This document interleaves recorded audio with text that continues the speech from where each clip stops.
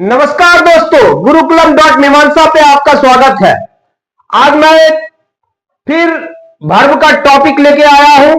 इसके पहले वीडियो में मैंने बताया था कि वर्ब क्या होता है, वर्ब के कितने प्रकार है, इसके ऊपर मैं डिस्कस किया था। लेकिन आज मैं ट्रांजिटिव वर्ब और इंट्रांजिटिव वर्ब लेके आया हूं। इस पे हम लोग समझेंगे कि ट्रांजिटिव वर्ब क्या होता है, इंट्रांजिटिव वर्ब क्या होता है, ट्रांजिटिव वर्ब को हम कैसे रिकॉग्नाइज करेंगे, इंट्रांजिटिव वर्ब को कैसे रिकॉग्नाइज करेंगे।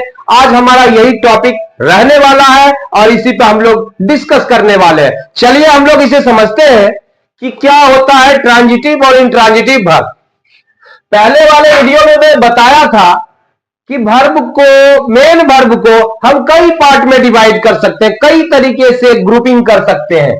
हम इसको फाइनाइट, इनफाइनाइट वर्ब में भी ग्रुपिंग कर सकते हैं। फिर फाइनाइट वर्ब को कई तरीके से ग्रुपिंग कर सकते हैं, transitive verb, intransitive verb, regular verb, irregular verb. उसी प्रकार से डायनामिक वर्ब, स्टैटिक वर्ब, कई तरीके से हम इसका ग्रुपिंग कर सकते हैं। लेकिन आज हमारा जो टॉपिक है वो सिर्फ ट्रांजिटिव वर्ब और इंट्रांजिटिव वर्ब है। तो इनफाइनाइट वर्ब दो भागों में डिवाइड कर सकते हैं, ट्रांजिटिव वर्ब और इंट्रांजिटिव वर्ब। ट्रांजिटिव वर्ब को भी हम बाइफर्केट कर सकते हैं और भी तीन भागों में, मोनोट्रांजिटिव, डाइट्रांजिटिव और कॉम्प्लेक्स ट्रांजिटिव। मोनोट्रांजिटिव क्या होता है ट्रांजिटिव में? मोनोट्रांजिटिव एक ऐसा ट्रांजिटिव वर्ब जिसका एक ऑब्जेक्ट होता है, जिसके पास एक ऑब्जेक्ट होता है, वो मोनोट्रांजिटिव। डाइट्रांजिटिव जिसके पास दो ऑब्जेक्ट होते हैं, वो डाइट्रांजिटिव कहलाता है। कॉम्प्लेक्स ट्रांजिटिव ऐसा वर्ब जिसके पास एक ऑब्जेक्ट तो है लेकिन उसके साथ कॉम्प्लीमेंट भी है, तो वो कॉम्प्लेक्स ट्रांजिटिव कहलाता है। हम इसे एग्जांपल से अलग अलग समझेंगे। पहले हम लेते हैं कि इंट्रांजिटिव वर्ब क्या है, नहीं, फिर हम लोग आएंगे ट्रांजिटिव वर्ब के ऊपर। इंट्रांजिटिव वर्ब, इसका डेफिनेशन है, और intransitive verb is a verb that denotes an action which does not pass over to an object. मतलब इंट्रांजिटिव वर्ब एक ऐसा वर्ब होता है जिसके एक्शन का इफेक्ट सिर्फ सब्जेक्ट के ऊपर पड़ता है, ऑब्जेक्ट के ऊपर नहीं पड़ता है। हम इसे दूसरे तरीके से भी कह सकते हैं कि इंट्रांजिटिव वर्ब एक ऐसा वर्ब होता है, जिस सेंटेंस में उसका प्रयोग होता है इंट्रांजिटिवली, उसमें उसे ऑब्जेक्ट की अर्थ की अस्पष्टता के लिए उसे ऑब्जेक्ट की जरूरत नहीं पड़ती है, सिर्फ इंट्रांजिटिवली यूज होकर वो अर्थ स्पष्ट कर देता है। तो ऐसे वर्ब को इंट्रांजिटिव वर्ब कहते हैं। हम इसे एग्जांपल से समझने का प्रयास करते हैं कि आखिर ये क्या चीज है। जैसे आप देखो, मोहन वॉक्स, मोहन टहलता है, यह हमें ऑब्जेक्ट की जरूरत नहीं है ना। इसका इफेक्ट सिर्फ मोहन के ऊपर पड़ रहा है, सब्जेक्ट के ऊपर पड़ रहा है। ये क्या करता है, ये अपने एक्शन को पास ओवर नहीं करता है ऑब्जेक्ट को, इसे ऑब्जेक्ट की जरूरत भी नहीं है ना। तो ये पर क्या हो, ये इंट्रांजिटिवली यूज हो रहा है, तो हम इसे क्या कहेंगे, इंट्रांजिटिव वर्ब कहेंगे वॉक को। ही लाफ्स, वो हंसता है। हम अगर वो हंसता क्या कहेंगे, तुम हंसते हो, या वो हंसता बोलेंगे ना, वो हंसता है। तो ये क्या हो गया, ये इसका प्रभाव सिर्फ ही पर पड़ रहा है, ये क्या होगा, इंट्रांजिटिवली यूज हुआ। यू गो टू मार्केट, तुम बाजार जाते हो, जाने का जो जाते हैं, तो इसका इफेक्ट किस पे है, यू पर है, और किसी ऊपर तो नहीं पड़ रहा है ना। तो ये क्या हो गया, इंट्रांजिटिव वर्ब है। द बेल रैंग, घंटी बजी, लाउडली, जोर से, है ना। अब घंटी बजी, तो ये इसको बजने का इफेक्ट किस पे है, सिर्फ सब्जेक्ट के ऊपर है, ऑब्जेक्ट तो है ही नहीं, है ना। इससे भी अर्थ स्पष्ट हो रहा है कि घंटी जोर से बजी, है ना। उसी प्रकार से द बस स्टॉप्ड, बस रुकी, सडनली, अचानक रुकी। भाई क्या रुकी, तो बस रुकी नहीं। तो हम यहां पर क्या कह सकते हैं कि इसका इफेक्ट सिर्फ बस तक है, इसलिए ये इंट्रांजिटिव वर्ब है। उसी प्रकार से दे आर स्लीपिंग, वे लोग सो रहे, नहीं, वे लोग सो रहे। तब सोने का इफेक्ट जो लोग सो रहे हैं उसी के ऊपर है, तीसरे पर कैसे इफेक्ट आएगा, तीसरे पर तो कोई इफेक्ट नहीं है, तीसरे के बारे में चर्चा ही नहीं है ना। तो यहां पर क्या हो गया, ये हो गया इंट्रांजिटिव वर्ब। तो सिंपल सा फंडा है इसका, जिसका ऑब्जेक्ट हो वो ट्रांजिटिव वर्ब है, या हम कह सकते वो ट्रांजिटिव वर्ब है, जिसका ऑब्जेक्ट नहीं है वो इंट्रांजिटिव वर्ब है। अगर कोई वर्ब है अर्थ स्पष्ट कर दे रहा है, विदाउट ऑब्जेक्ट ही अर्थ स्पष्ट कर रहा है, तो वो इंट्रांजिटिव वर्ब है ना। लेकिन कुछ ऐसे वर्ब होते हैं वो जनरली इंट्रांजिटिव ही होते हैं, जैसे कम, आई गो, मैं जाता हूं। अब मैं जाता हूं, इसमें तीसरा कुछ इफेक्ट पड़ ही नहीं सकता, सिर्फ मेरे ऊपर ही पड़ सकता है या जो भी जाता है, नहीं। तो ये कम है, गो है, फॉल है, डाई है, स्लीप है, रन है, वॉक है, वीप है, लाफ है, ये सारे के सारे इंट्रांजिटिव वर्ब है। ये मोस्टली इंट्रांजिटिव की तरह ही प्रयोग होते हैं, लेकिन कई बार इसको ट्रांजिटिवली भी प्रयोग किया जाता है, इसको कॉजेटिव वर्ब बना के। हम इसके बारे में आगे चर्चा करेंगे कि किस तरीके से इसको पॉजिटिव वर्ब बना के ट्रांजिटिवली यूज किया जाता है ना। अब हम लोग ट्रांजिटिव वर्ब समझते हैं। जैसा कि मैं पहले बताया था कि ट्रांजिटिव वर्ब 3 प्रकार के होते हैं, मोनो ट्रांजिटिव, डाई ट्रांजिटिव और कॉम्प्लेक्स ट्रांजिटिव। मोनो ट्रांजिटिव में ऐसा ट्रांजिटिव वर्ब जिसका एक ऑब्जेक्ट हो, मोनो ट्रांजिटिव वर्ब कहलाता है। ऐसा ऑब्जेक्ट, ऐसा वर्ब ट्रांजिटिव वर्ब जिसका 2 ऑब्जेक्ट हो, वो डाई ट्रांजिटिव वर्ब कहलाता है। और ऐसा ट्रांजिटिव वर्ब जिसमें एक ही ऑब्जेक्ट है लेकिन उस ऑब्जेक्ट का कॉम्प्लीमेंट होता है साथ में, मतलब ऑब्जेक्ट प्लस उसका कॉम्प्लीमेंट, तो ऐसे वर्ब को कॉम्प्लेक्स ट्रांजिटिव कहा जाता है। तो आइए हम इसका डेफिनेशन पहले समझते हैं कि आखिर ट्रांजिटिव वर्ब क्या होता है, इसे हम कैसे रिकॉग्नाइज करेंगे। चलिए, तो ट्रांजिटिव वर्ब क्या कहता है? अ transitive verb is a verb that denotes an action which passes over from the doer or subject to an object। मतलब ट्रांजिटिव वर्ब एक ऐसा वर्ब है जिसका इफेक्ट सब्जेक्ट के साथ साथ ऑब्जेक्ट तक जाता है, मतलब उसका प्रभाव जो है सब्जेक्ट से पास ओवर किसको होता है? ऑब्जेक्ट को होता है ना। तो ट्रांजिटिव वर्ब उसे कहते हैं जिसका प्रभाव सब्जेक्ट के साथ साथ ऑब्जेक्ट पे पड़े, उसे ट्रांजिटिव वर्ब कहते हैं। वेरी सिंपल, इसमें बहुत ज्यादा टेंशन लेने की बात नहीं है, बहुत ही आसान है। अब इसे हम एग्जांपल से समझते हैं कि आखिर ये ट्रांजिटिव वर्ब कैसे है, इसका एक्शन कैसे ट्रांसफर हो रहा है। जैसा कि आप देख रहे हो यहां क्या है, आई ईट अ मैंगो। मैं पहले भी बता चुका हूं इसके बारे में। आई ईट अ मैंगो, तो यहां पर जो खाने का कार्य है, ये ईट का प्रभाव आई के ऊपर भी पड़ रहा है और मैंगो के ऊपर भी पड़ रहा है। नहीं, आई का प्रभाव किस पे पड़ रहा है? ईट के ऊपर भी, आई के ऊपर भी पड़ रहा है और मैंगो के ऊपर भी पड़ रहा है ईट का प्रभाव। अब मैं खाता हूं आम, तो आम भी गायब हो रहा है, मेरे ऊपर भी इफेक्ट पड़ रहा है। तो इसका कहीं ना कहीं इस एक्शन का जो है ना ट्रांजिशन हो रहा है, मतलब ये एक्शन का इफेक्ट जा रहा है वहां तक, है ना। कहां जा रहा है? सब्जेक्ट पे भी जा रहा है और ऑब्जेक्ट भी जा रहा है। तो ये क्या हो गया? ये ट्रांजिटिव वर्ब हो गया। उसी प्रकार से ही प्लेज क्रिकेट, अरे वो क्या खेलता है। और दूसरी बात ये भी है कि हमें और कैसे पता लगाना है कि ये ट्रांजिटिव वर्ब है। मैंने बोला कि जिसका ऑब्जेक्ट होता है वो ट्रांजिटिव वर्ब होता है।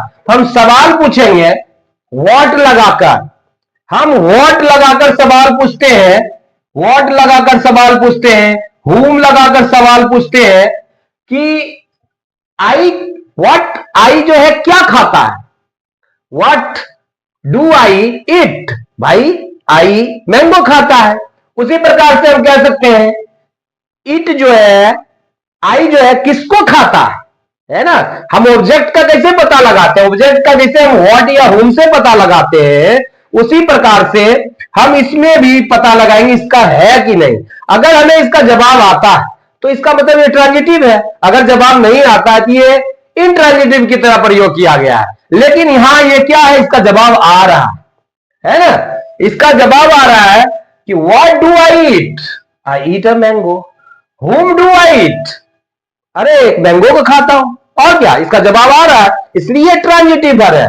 उसी प्रकार से ही प्लेज क्रिकेट, अरे तुम क्या खेलते हो? क्रिकेट खेलता हूं। अरे तुम किसको खेलते हो? हुम डू यू प्ले, मैं क्रिकेट को खेलता हूं, है ना। उसी प्रकार से Sita is singing a song, Sita क्या गा रही है, एक गाना गा रही है। तो यहां पर क्या है, यहां पर ऑब्जेक्ट है, ऑब्जेक्ट कौन सा है, सॉन्ग है, यहां क्रिकेट है, यहां मैंगो है, तो यहां पर सिंगिंग क्या हो गया हमारा, ट्रांजिटिव वर्ब हो गया। उसी प्रकार से है यू प्लग्ड ए फ्लावर, ये ऑब्जेक्ट है ना, ये प्लग्ड क्या, इसका प्रभाव यू पर भी है और फ्लावर पर भी है। उसी प्रकार से सी टीचेज मी, तो ऑब्जेक्ट क्या है, यहां मी है, सब्जेक्ट है शी, तो टीचर्स का इफेक्ट सी के ऊपर भी है और मी के ऊपर भी है, इसलिए ये क्या हो गया, ट्रांजिटिव वर्ब। तो इसका सिर्फ एक ही ऑब्जेक्ट है, इसलिए ये सारे क्या हो गए, मोनोट्रांजिटिव। इसमें जो वर्ब यूज हुआ है ना ट्रांजिटिव वर्ब, इसको हम मोनोट्रांजिटिव वर्ब कहेंगे, क्योंकि इसका एक ही ऑब्जेक्ट है।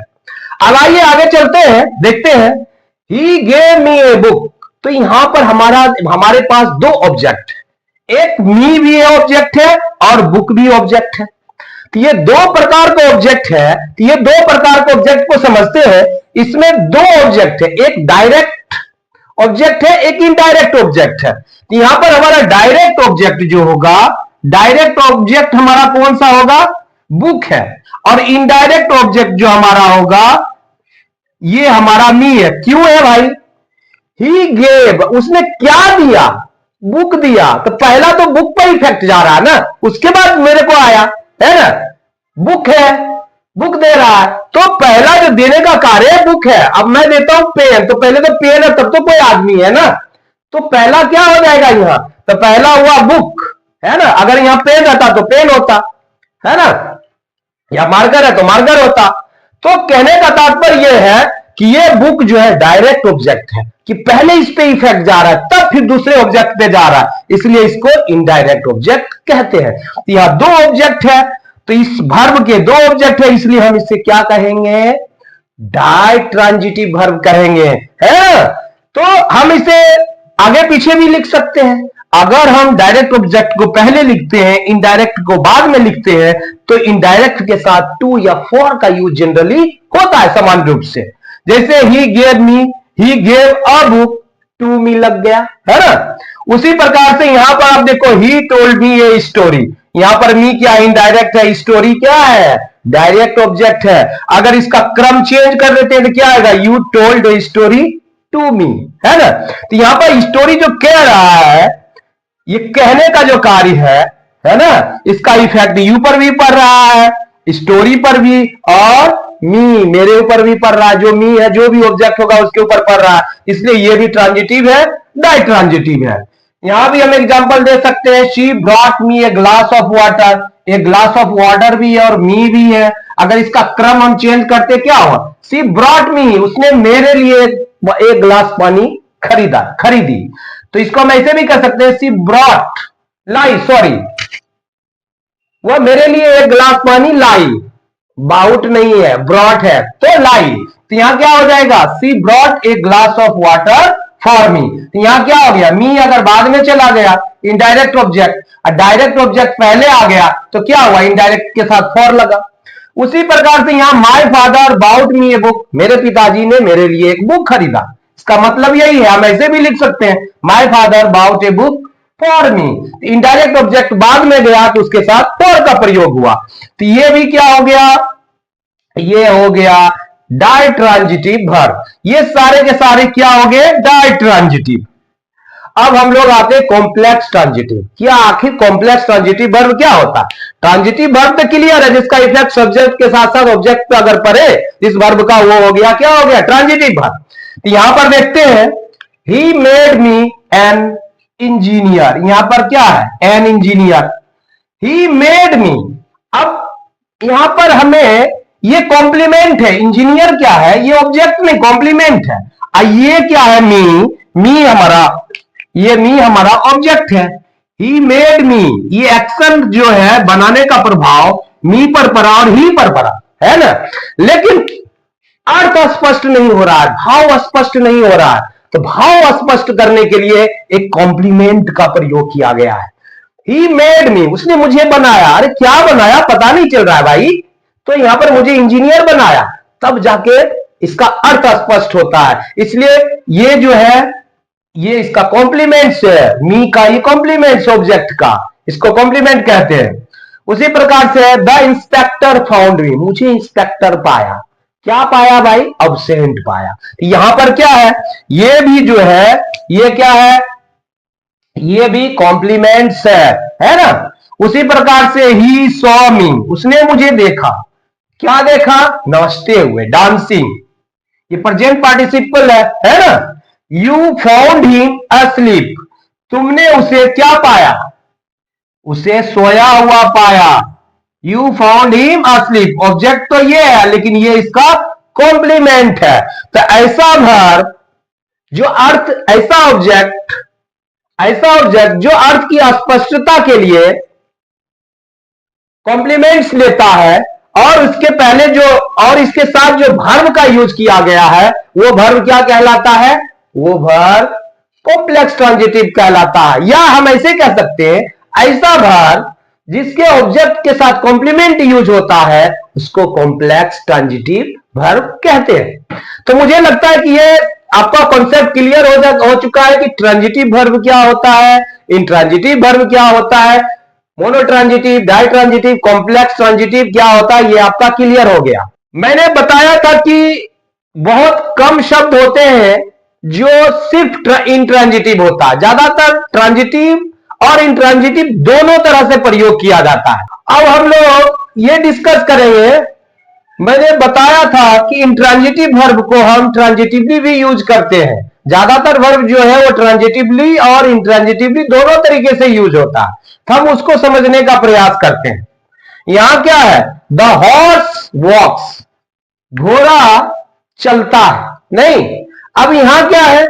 मोहन वॉक्स द हॉर्स, इसका मतलब क्या? मोहन घोड़े को चलाता है ना, टहलाता है।